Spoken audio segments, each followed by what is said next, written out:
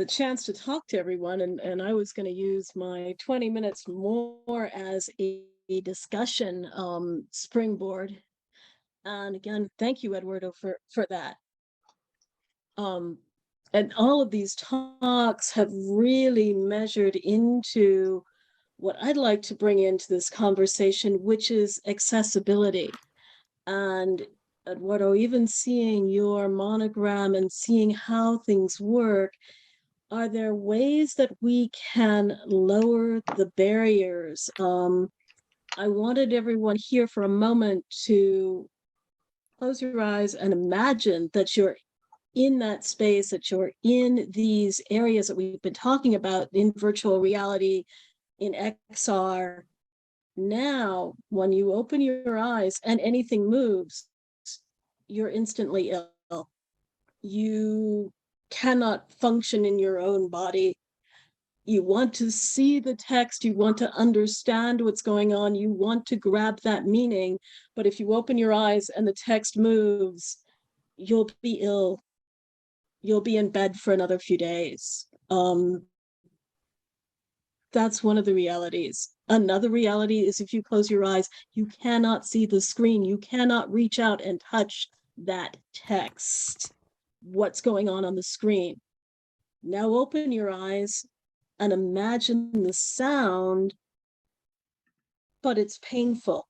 If you hear that sound, it's going to hurt you. Yet you still want to know what's going on. Imagine that your hands don't work well and you want to type, or you're saying, oh, well, just use the arrow keys. Well, that pressing the button is painful or impossible to do. This is the type of reality that so many of us face, and we want to experience the meaning involved in XR. We want to experience the stories, the content, and yet we are unable to do so, whether it's through vision, through mobility, through sound. How can we then access these worlds? This is something that we've been talking about forever. And one of the things we said was, oh, well, don't worry about it. You just can't participate. Kind of like a mountain. Oh, well, don't worry about it. You're blind or you're in a wheelchair, dear. Just don't go up and hike. Well, since the 60s, we've had an Independence Pass up here. We have an accessible trail. People can get out and go into the wilderness and enjoy that experience. There's a trail where there's a rope and you get the braille, you get the raised letters in reality. Why can't we do the same thing in this extended reality? Why have this type of conversation about access? And I'm going to put in the chat, or you can see it on my screen. I can share my screen, but there are already a huge community of XR access, XR symposiums, XR accessibility requirements from the W3C, and I'm putting all of these into the chat, these links that I've got up. And I wanted to just open up the discussion, as particularly with the software developers, particularly with people creating these environments. How can you let everyone in? And I'm talking about access for vision, sight, mobility, technology. If I don't have all of this wonderful technology, even if I've got the coding on my wrist, how do we lower those access bars? I just wanted to have a free-flowing conversation about that for the next 20 minutes, if possible.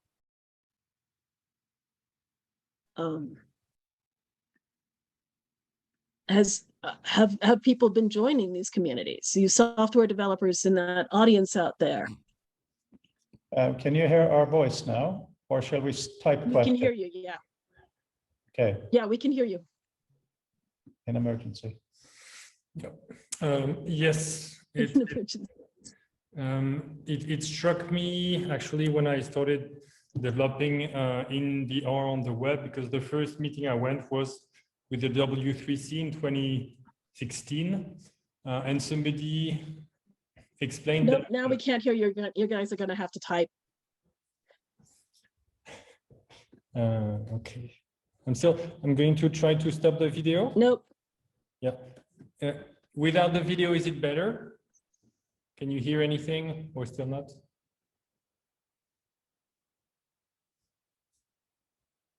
Yeah, can you guys type the questions as well? Because we can't hear you. Okay, yeah. I'm going to type. So, How do you keep?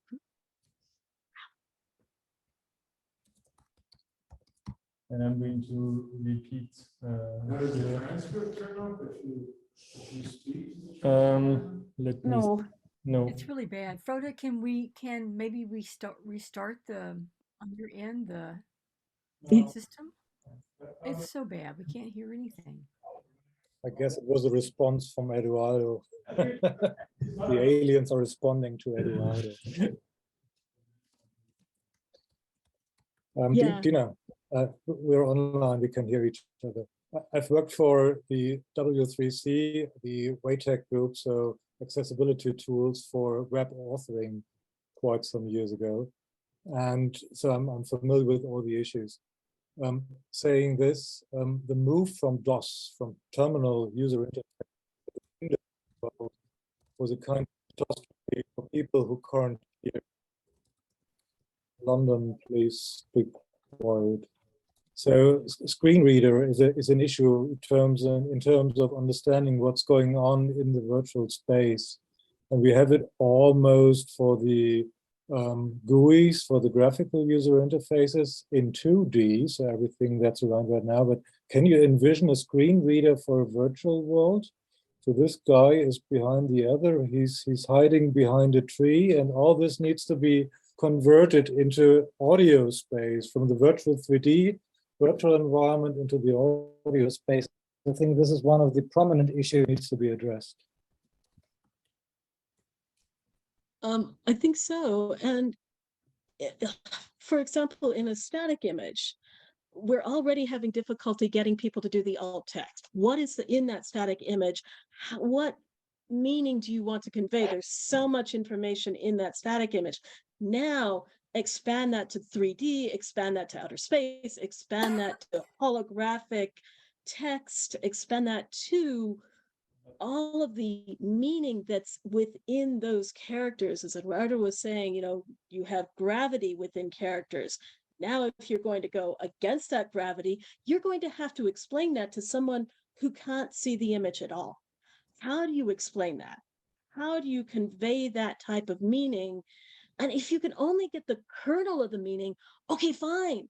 How do you get the kernel of that meaning to someone who can't see it, to someone who can't hear it, or who can't manipulate it with their hands? So much of this virtual reality, the XR, is reaching out, grabbing an image. What if I can't do that? If we are already at the dreaming session, then I would say, let's put the DALL-E reverse. So not from type into artificial imagery, but from the scenery, the VR scenery, back to ASCII and use artificial intelligence to describe what's on the screen. Well, it's 15 years in the future, but this might be a way out. That might actually be a way out, Matthias, you're right. And the chat, Freud has that the challenge is mostly about the actual semantically meaningful usable information, not just the visuals. And it does have to surface back. The question is, what is a disability in VR? Is there further or lesser impositions? And quite frankly, for me, I have a few disabilities, but I was also going to take you through an experience for me of gaming or of VR. What I have to do for the gaming is ask my friend Brian to come over. Brian will take over my computer. I will do this. I'll say, okay, Tell me when there's no flashing lights. Okay, can I see it now? Okay, tell me when you've got a static screen, because if I go through a first person shooter, I will go to the hospital. I will be ill for quite some time. So he will say, all right, I'm walking through this. What did you want me to stop at? I'm like, okay, so just stop the screen entirely. Okay, can I see a little bit? Okay, it's still flashing. Okay, stop the sound. Tell me what the sound is saying. Because sound actually hurts me. So my interpretation of visual reality is, or XR, is through someone else's mediated experience. And it's very difficult. And I just wanted to show you guys my pain here and go, look, guys, I want the content. I want that experience in whatever way I can get it. Give me that kernel of meaning. And how do we get there? So I will move very slowly and not flash at you by any means. Well, I think I think a lot of this can be remediated by the fact that in the future we'll be using text to drive the generation of these virtual worlds, in which case you could be given access directly to the view spec. And that view spec might be edited by selecting a couple items, in which case the system's going to know that, you know, we selected the third tree, and then we select maybe a group of birds that are up in the sky, and then maybe you use the system directive to bring them all to the same height. So you could take a look at a transcript of how the scene was created, combined with the original straight verbal description of it, and look at the edit history to be able to get a sense of what's going on. Or you could select a particular item and query the system to describe its relationship to other items that you're interested in. So again, it'd be interactive textual dialogue, and sort of think of the block world early AI programs where you'd say, put a blue sphere on top of a red cube. So we already had that sort of technology. Just imagine that refined and also working at a higher level. So you might just be talking at a higher level of abstraction. So it could say the train. If you want to know what the train looks like, then you could query, describe the train. Otherwise, you're just getting the word the train, which is the name for that aggregation of three-dimensionally positioned objects. Okay. That makes a lot of sense as well. Yeah. And also, I know there's going to be this stuff, but I did put this in the links. What I'd like the software people to do is be aware that there's a community, xraccess.org. Please follow those conventions. There's so much going on here. It's an amazing other world of accessibility. But my plea to you is consider access. Thank you.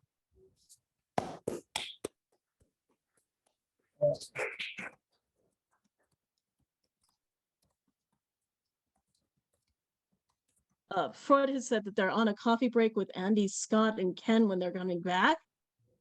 And that you see Klaus and Matthias for brief statements. Yes, So, thanks for introducing them. First of all, thanks for sharing this, Deena. I also believe it's very important to have this inclusive view. But I think there are different levels, basically. For example, if you say you have problems understanding, or if you not understanding, if you have problems looking at flashing lights, I believe this could be done by filters, basically. Possibly there may be a possibility for the machine to detect actually flashing light and just to remove it from the screen. Or for example, if you have problems with sound or noise, probably there are filters that could filter out exactly that. The other level I'm thinking of is the level of semantics. So, for example, if I'm doing research in spatial hypertext, so spatially organizing information and making sense of that information by looking at the arrangement and the distance. The project that they're doing to present that material is fantastic.